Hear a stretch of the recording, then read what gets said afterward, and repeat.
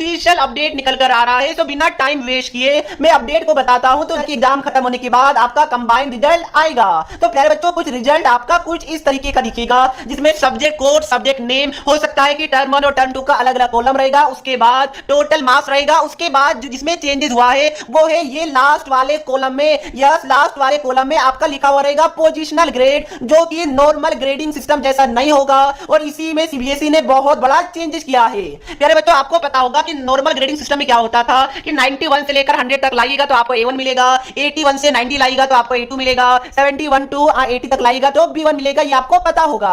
But प्यारे बच्चों, जैसा कि देख सकते हैं, इस बच्चे का 82 में B1 मिल गया है, 74 में C2 मिल गया है। एक बच्चे का मैं और दिखाता हूं, तो देखिए इसका साइंस में 89 आया है, जबकि A1 मिल गया है। ऐसा कैसे हो गया? तो प्यारे बच्चों, ये जो ग्रेड है ये नॉर्मल ग्रेड नहीं है, ये है पोजिशनल ग्रेड। सर, ये होता क्या है? क्या इससे हमारा ग्रेड खराब होगा, अच्छा होगा? प्लीज आप हमें एक्सप्लेन कर दीजिए। जी बिल्कुल, मैं आपको एक्सप्लेन करूंगा, तभी तो वीडियो बना रहा हूं। पर उससे पहले फटाफट न्यू ग्रेडिंग सिस्टम है, उसको सीबीएसई ने, जैसा कि मैंने बताया, पोजिशनल ग्रेड नाम दिया है। प्यारे बच्चों, इन शॉर्ट पोजिशनल ग्रेड मतलब क्या होता है? परसेंटाइल। जैसा कि आपने जेईई का एग्जाम के बारे में सुना होगा, तो उसमें एक परसेंटाइल आता है बच्चों का, वही होता है। सर समझ में नहीं आया, कोई बात नहीं, मैं आपको एक्सप्लेन करता हूं। तो प्यारे बच्चों, अब क्या होगा कि जो आपका पोजिशनल ग्रेड है, उसका मतलब कि पूरे इंडिया में आपका परफॉर्मेंस क्या है, आपके कॉम्पिटिटर का परफॉर्मेंस क्या है, उस हिसाब से आपको ग्रेड दिया जाएगा। यस, मतलब क्या हो गया? फॉर एग्जांपल, सपोज कीजिए कि क्लास 10th में वैसे तो 20 लाख से ज्यादा बच्चे एग्जाम दे रहे हैं, बट सपोज कीजिए कि कोई मैथ्स वाले सब्जेक्ट में मान लीजिए कि टोटल 80,000 बच्चे ने एग्जाम दिया टर्म 2 का, ऐसा आप लोग मान लीजिए,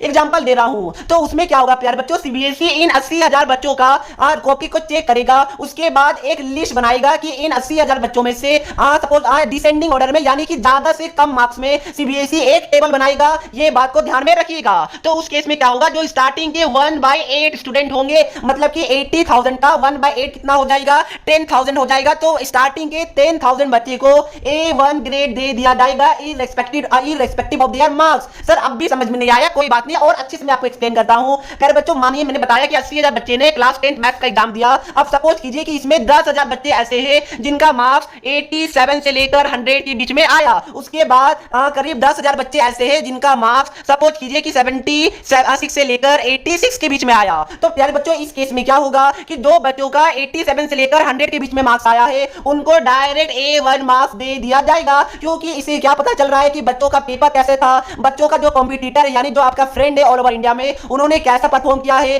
उसके बेसिस पे आपको मार्क्स दिया जाएगा। क्योंकि बच्चे का कंप्लेन आता था कि सर पेपर काफी हार्ड आ गया। तो प्यारे बच्चों, अगर पेपर सच में हार्ड आया था तो सभी बच्चों का मार्क्स कम होगा, जिसके कारण आपको कम ही मार्क्स में ज्यादा ग्रेड, अच्छा ग्रेड देखने को मिलेगा। ये बात को ध्यान में रखिएगा। यानी एक तरीके समझ सकते हैं कि नॉर्मल ग्रेडिंग चल गया, अब आपका पोजिशनल ग्रेडिंग सिस्टम आ गया।